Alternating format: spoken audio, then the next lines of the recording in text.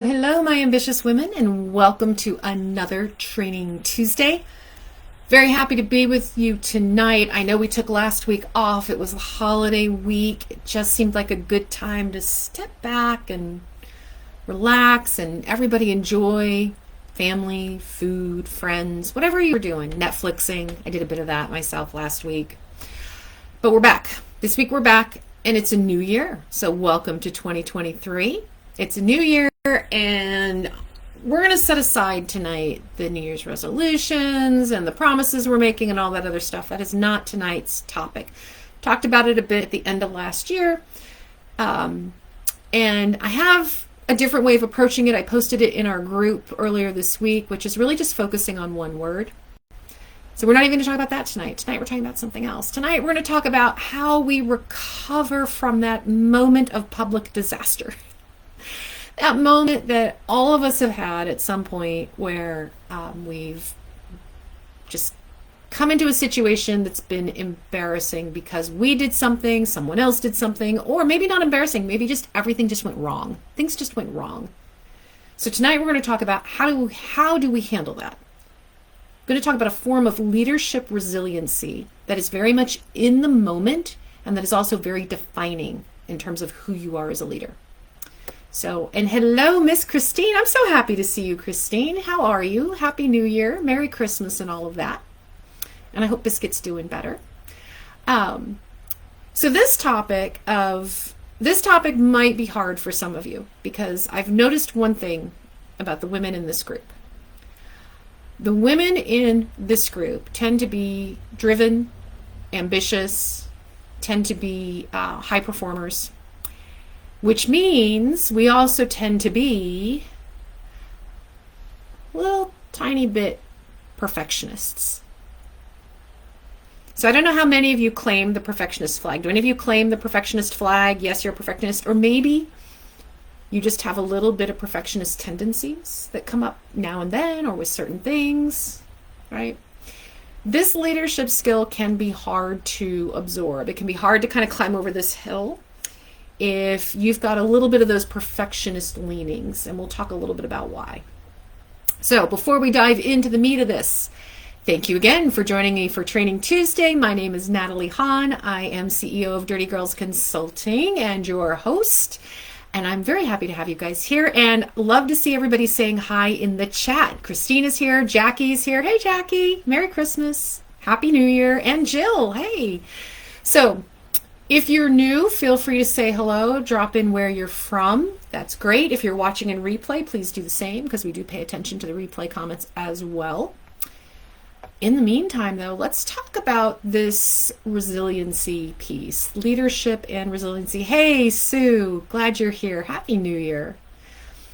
So I'm starting with the idea of perfectionism. Hi, Joyce. I'm starting with the idea of perfectionism because, as I said, I've noticed a lot of women in this group are high performing. They're ambitious, they're driven, and typically that means we carry a little bit of this flag.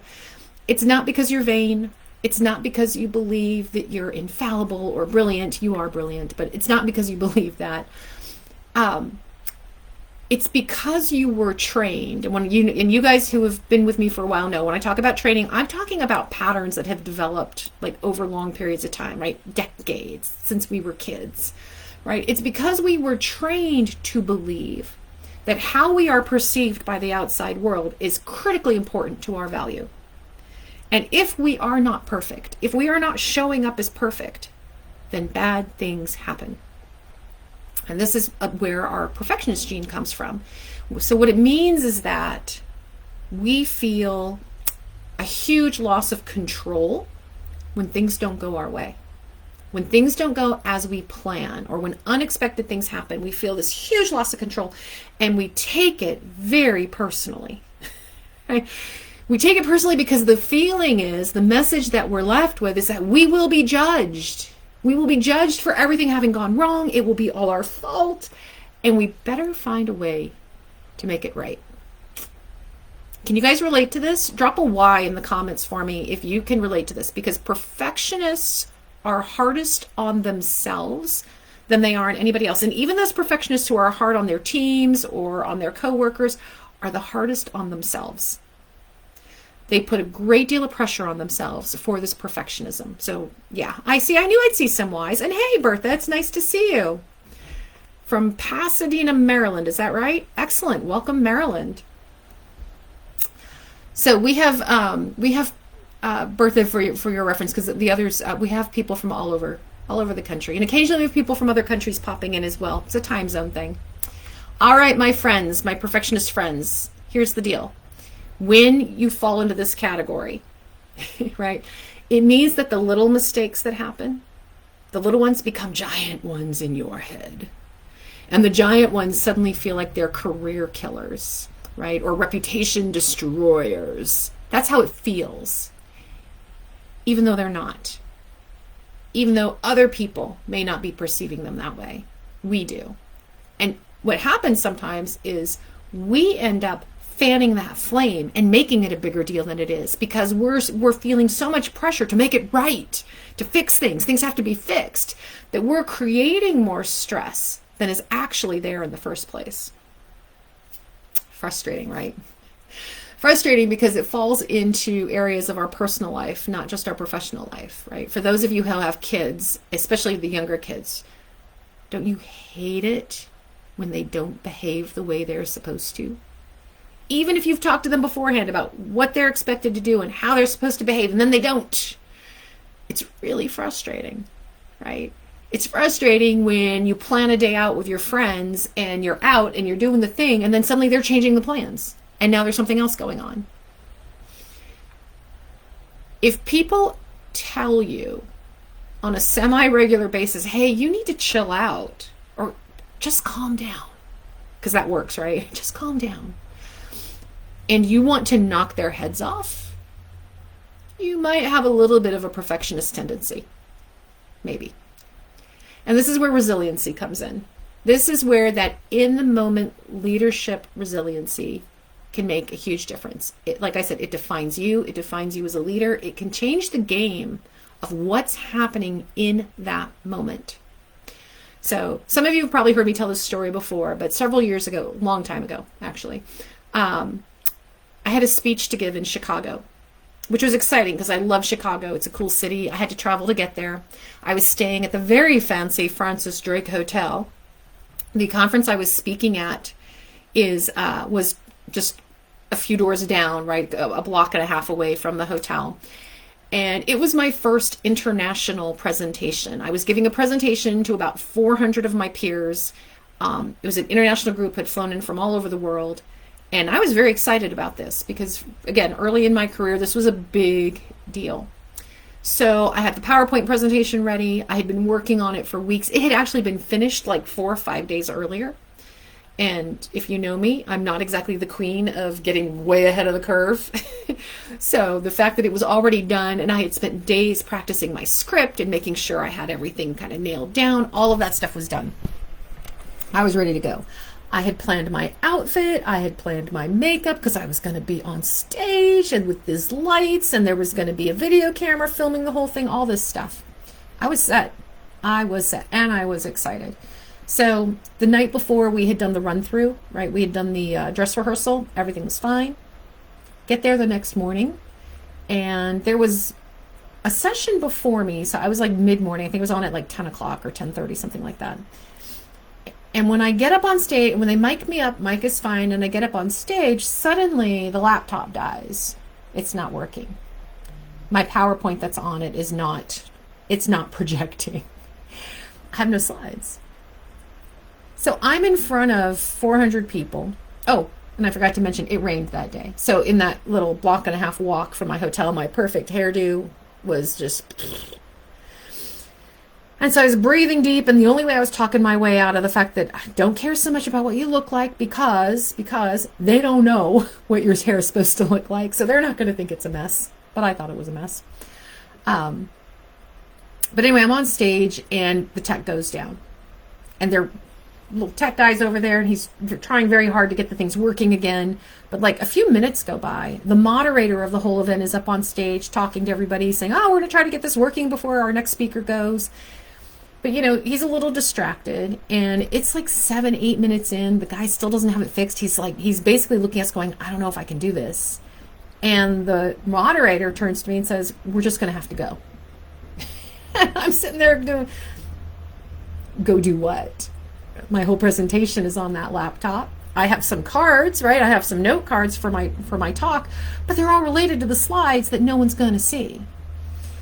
So I'm already upset that this big presentation that I have worked so hard on, that's my big debut to this international community of my peers, is already not going the right way, and my hair is wet. And you guys don't know me, when it gets humid and my hair gets wet, it does these weird flippy wave things. It's not pretty, it's just messy.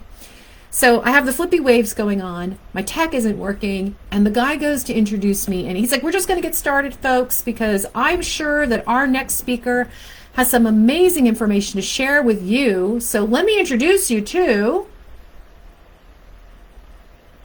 and he stops because he forgot my name. So we're on stage and there's this awkward pause of, let me introduce you to, awkward pause. And then he says, a really scrappy marketer from the Midwest. Okay, so first of all, I'm not from the Midwest, but at the time I lived in the Midwest. Second, I don't know about you, but I don't love the word scrappy. Scrappy says to me what? What is when you hear the word scrappy, who do you think of? What do you think of? Some of you have got to be close to my age, right? What do you guys think of? Scrappy. What immediately popped into my head? Scrappy-Doo. Right? Little cartoon dog from Scooby-Doo, because I watched that growing up, right? Yeah. And I don't love Scrappy-Doo. I never loved Scrappy-Doo. I did not think he was cute when I was a kid. I didn't think he was cute as an adult. I didn't exactly, Joyce, Scooby-Doo. I was not thrilled. So now I have a choice to make, though, because I am on stage in front of 400 of my peers, and I'm really ticked off, and I'm really frustrated, and I have 45 minutes to fill. 45 minutes to fill. So I take a deep breath, and I realize I have 45 minutes to fill. And I dig into every class I ever took in middle school and high school and college for drama and for speech making. And went, all right, I have to tell them a story. How many of you have a story like this, where you are somewhere exposed and something goes really wrong? That it's a public moment where things are going sideways, just like really sideways. And you have that feeling of panic, right?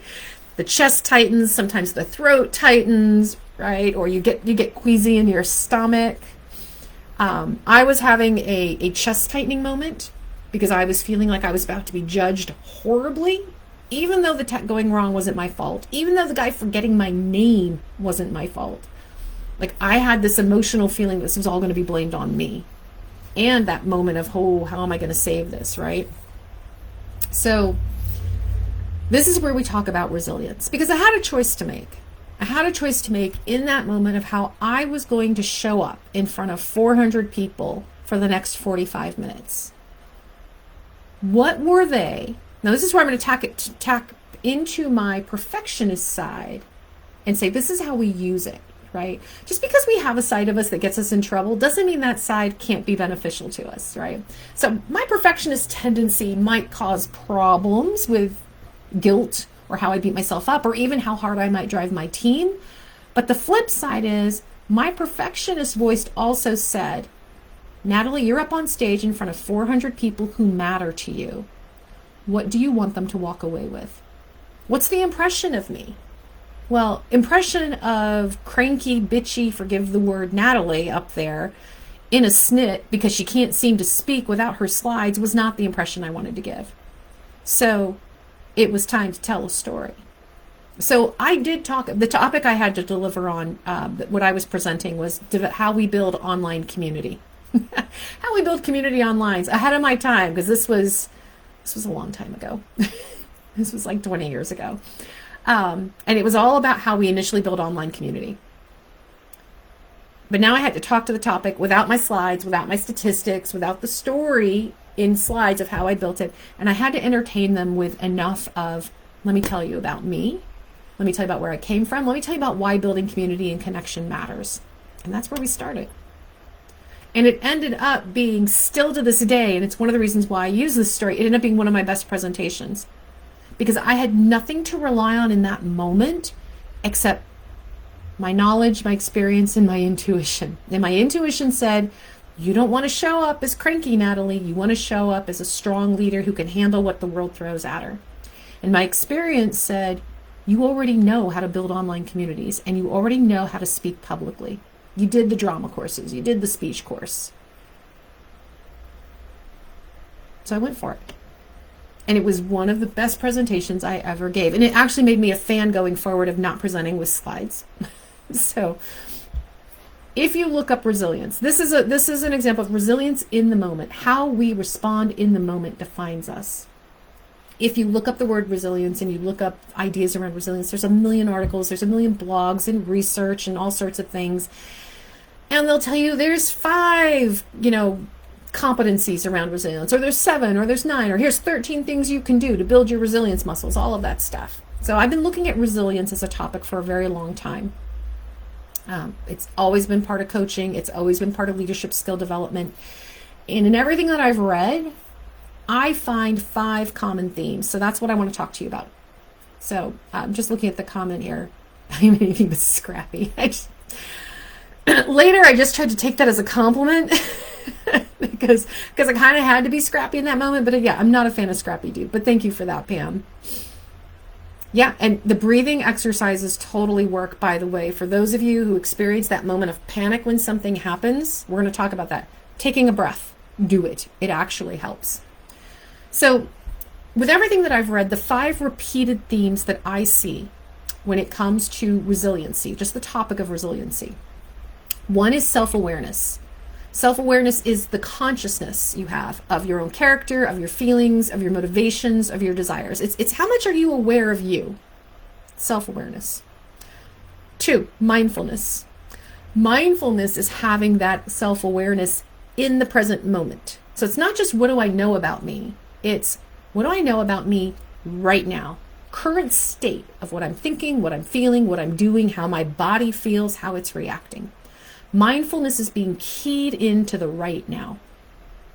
3, self-care. Self-care is a critical important of resilience because self-care is how do I actively take care of my physical health, my mental health, my emotional health. When we talk about self-care, we're talking about actively and consciously making choices to support your entire system of well-being, mental, physical, and emotional. 4, positive relationships.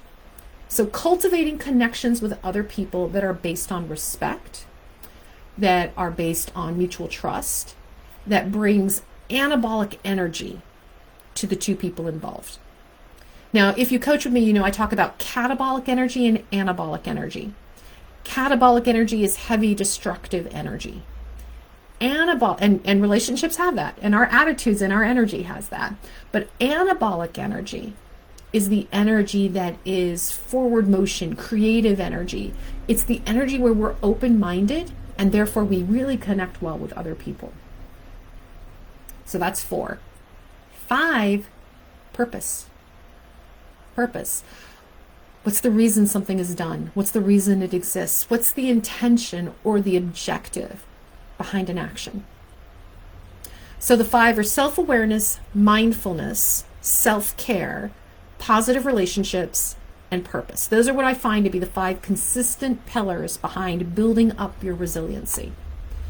Now, we could spend a good long time talking through all 5 of those, and we do when we're doing the quarterbacking, right? The Monday morning quarterback for the Sunday night game where we say, oh, I had that embarrassing moment, and now I'm going to rationalize and cycle through all this stuff to help me get over it. But what we're going to talk about, we're not talking about that tonight. Tonight we're talking about in that moment when it happens, though. That moment when you're walking across the lobby and your heel slides out from underneath you and you go spilling across the floor and your purse goes across the floor and all of your change and your wallet and your tampons and your lipsticks, because I have like 40 of them in my purse, all goes spilling out, right? It's that moment you're at the business lunch and you look down and you've just dribbled salad dressing on your white blouse. It's the moment that you're in a meeting and you're talking and you've just put your foot in your mouth in a big way, and the whole room suddenly goes really quiet and they're all staring at you. So in that moment, what you choose to do, how you choose to move forward, makes all the difference in the world in terms of how you are perceived as a leader. Defines you as a leader, it defines you as a coworker, it defines you as a friend, but it defines you, how we react in that moment. In this moment of panic and absurdity, you do not have time to go through all 5, so the 3 that matter, because only 3 of those 5 pillars matter in this moment. The 3 are self-awareness, mindfulness, and purpose. And only 2 of those are active, right? Only 2 of those 3 are active, but all 3 matter in that moment. So let's talk about why, right? Self-awareness is your basic requirement. And frankly, the other 4 pillars of resiliency don't matter if you don't have basic self-awareness. Understanding what your current motivators are. When you know who you are, what you're about, what your triggers are, it gives you a very fast indication of what's going wrong and where are you in it, right? So your self-awareness of just how you show up, right? Self-awareness when I am sliding across the lobby floor and everything has spilled out, right? My self-awareness says to me, Natalie, you know you're clumsy. You know you're clumsy. My self-awareness might also tell me I'm very sensitive about being clumsy, so I could get very defensive if somebody cracks a joke right now. My self-awareness could say, I'm very judgmental about the fact that I carry 40 lipsticks and tampons in my purse. And people look at me and go, isn't she of that age? She should be done with that stuff, right? All the outside judgment. My self-awareness is around things like, I know when I eat a mint, like whether it's a breath mint or a mint gum or something, I know that I sneeze. I have an allergy. My self-awareness says, eat a mint, Natalie, and within 90 seconds, you're going to be sneezing.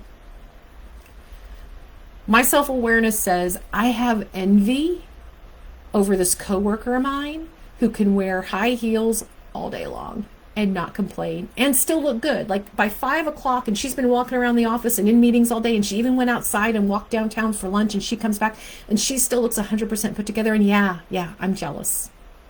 My self-awareness tells me the details about myself that I know, things I know about myself that I'm conscious of. This informs my behavior in any situation, right? Knowing these things about myself inform the behavior, because if I don't have this self-awareness, these things still exist. They still exist. But it means that they exist and they control the moment. Those old patterns control the moment because I can only be reactive. Without self-awareness, I don't have the consciousness to choose. I can only be reactive. And this is why mindfulness is number 2, because mindfulness is now your awareness in the moment. In the moment of who you are, what you're about. Let me think about how I word this. What's happening in context, right? What am I feeling in this context? I've just spilled everything out across the floor. Holy cow, my mindfulness. My awareness says, oh, Natalie, you're a klutz. My mindfulness says, this is super embarrassing right now. The whole world can see all that loose change. That's going to be impossible for me to pick up at all, right? My mindfulness recognizes that I was embarrassed and I was angry when the tech wasn't working and the guy called me scrappy. My mindfulness had that awareness of how I was feeling in that moment, and that I had to take a breath and make a choice. Mindfulness allows you to take a choice, make a choice. So with mindfulness, we don't stop to examine in depth. Oh my God, I'm feeling so clumsy. Why do I feel so clumsy? Why do I beat myself up about that? You don't have time for that in the moment. Mindfulness says, oh yeah, I'm clumsy. And what am I going to do about it? What's happening around me now that I can make a choice around what I'm going to do about it? So without the moment of mindfulness, again, we're reactive. We're lashing out instead of choosing how we move forward. I love your response, Christine, and that's definitely one of the options, right? Because that gets to purpose.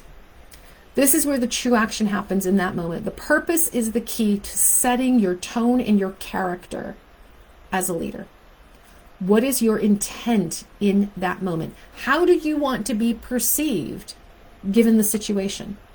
So with my purse and everything spilled all over the floor, I could, to Christine's point, take a bow, laugh, shrug it off. I'm the leader who doesn't take herself too seriously, and I don't expect anyone else's judgment to take me that seriously, not for this, right?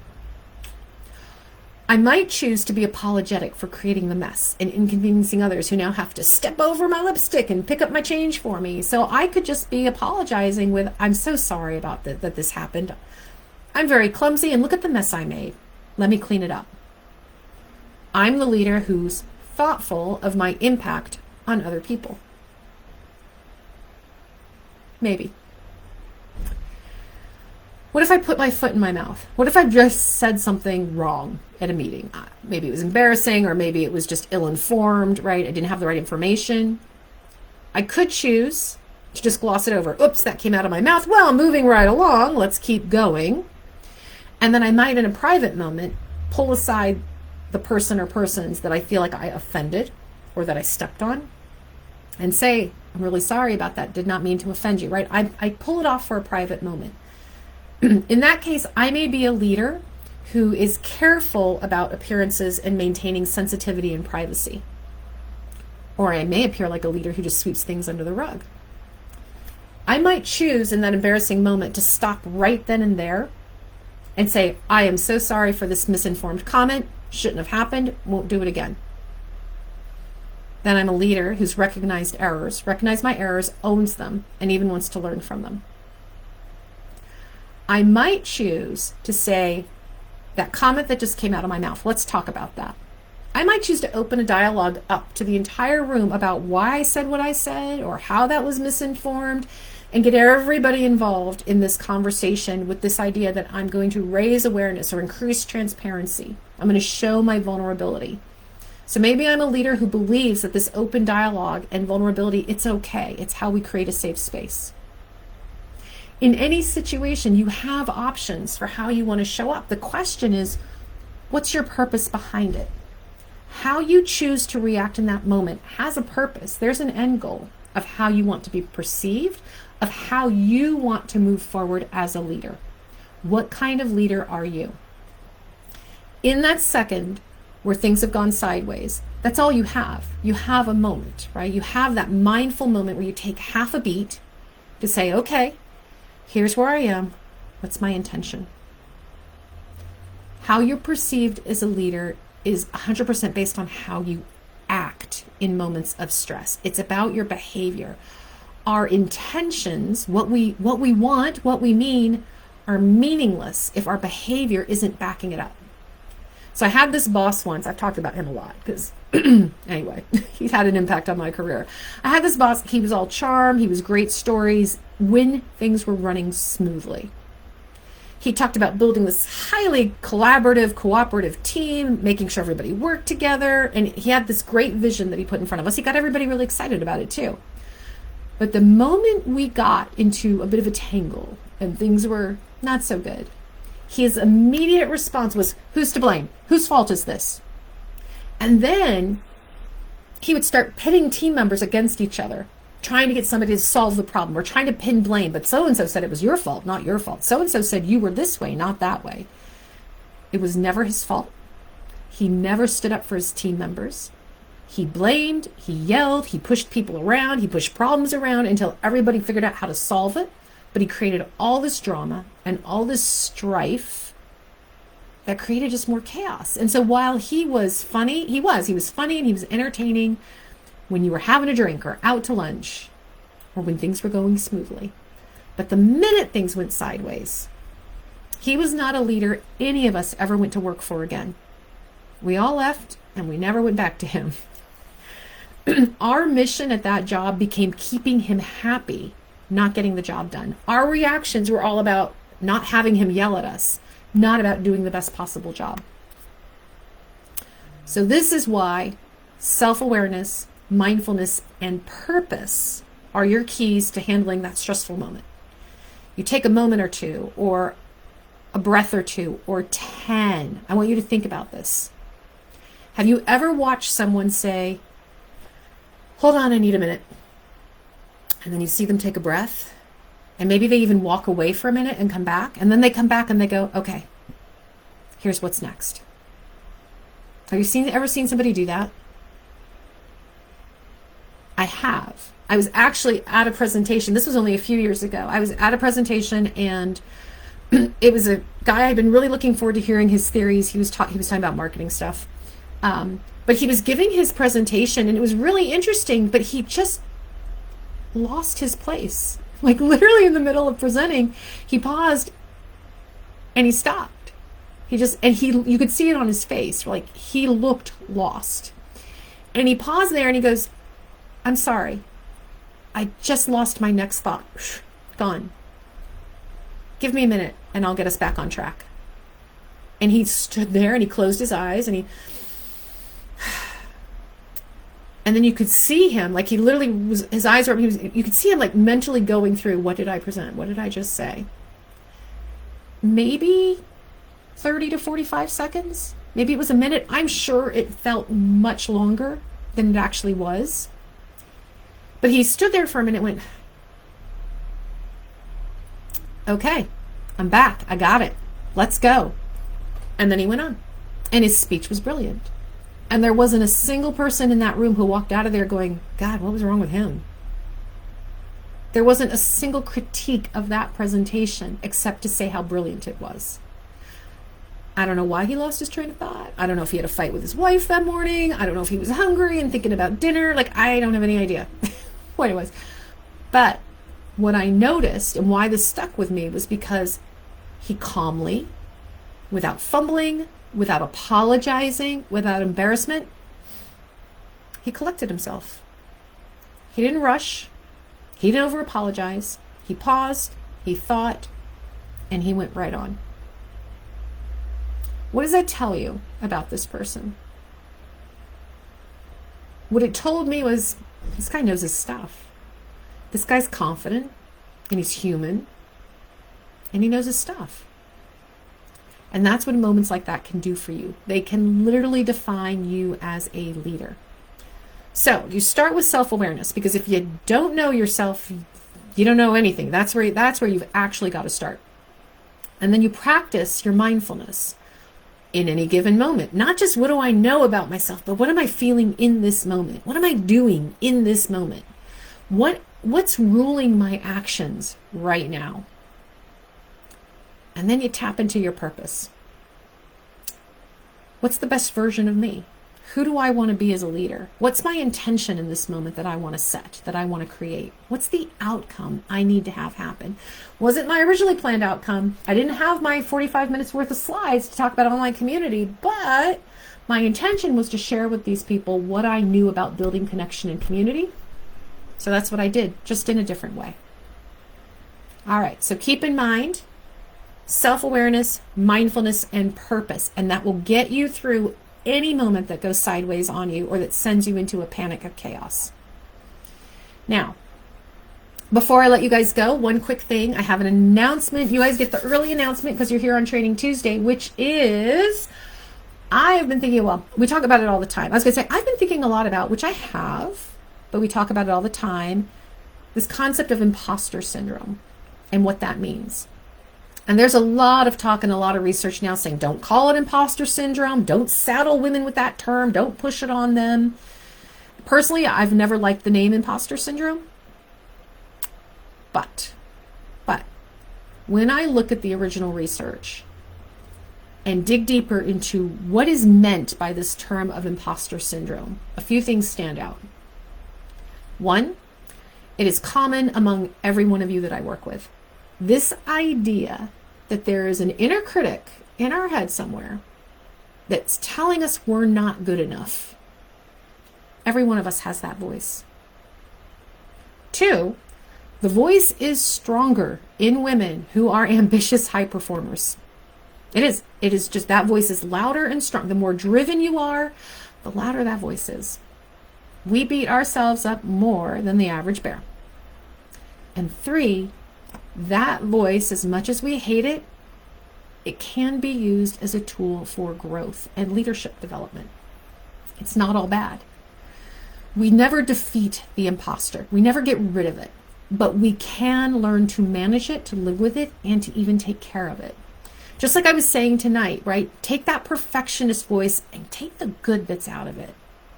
The good was, what's the outcome I need to have happen here? The bad was beating myself up thinking it was all going to go my way. So with these ideas in mind, the announcement is, the preview announcement is next Wednesday, I'm going to run a free masterclass. It's going to be at 6 o'clock Wednesday, January 11th, so 6 p.m. It's called From Imposter Syndrome to Leadership Superpower in 5 Confident Moves. So we're going to talk about 5 ways you can flip that script of that imposter voice and turn that into a way that you are generating action. You are stepping into your leadership superpowers. So if you're interested in joining the masterclass, drop the word masterclass in the comments and I will send you a link to register for the class. It's a free masterclass. They typically run a little over an hour, and between an hour and 90 minutes. But it's an opportunity for us tonight. You know, Tuesday nights are typically 30, 40 minutes. Master classes are longer. They allow us to go a little bit deeper into topics, get a little more kind of juiciness out of it. So drop the word masterclass in the comments if you would like to get the link to register for this class. I'm going to start advertising it in the next couple of days, but you guys get first notice of it. So from imposter syndrome to leadership superpower in 5 confident moves next Wednesday, 6 o'clock. Thank you, ladies, for joining me, as always, for Training Tuesday. It is fantastic to see you. Jill, I see the note. I will get it over to you. I hope you guys have a fabulous night, and I will see you again very soon.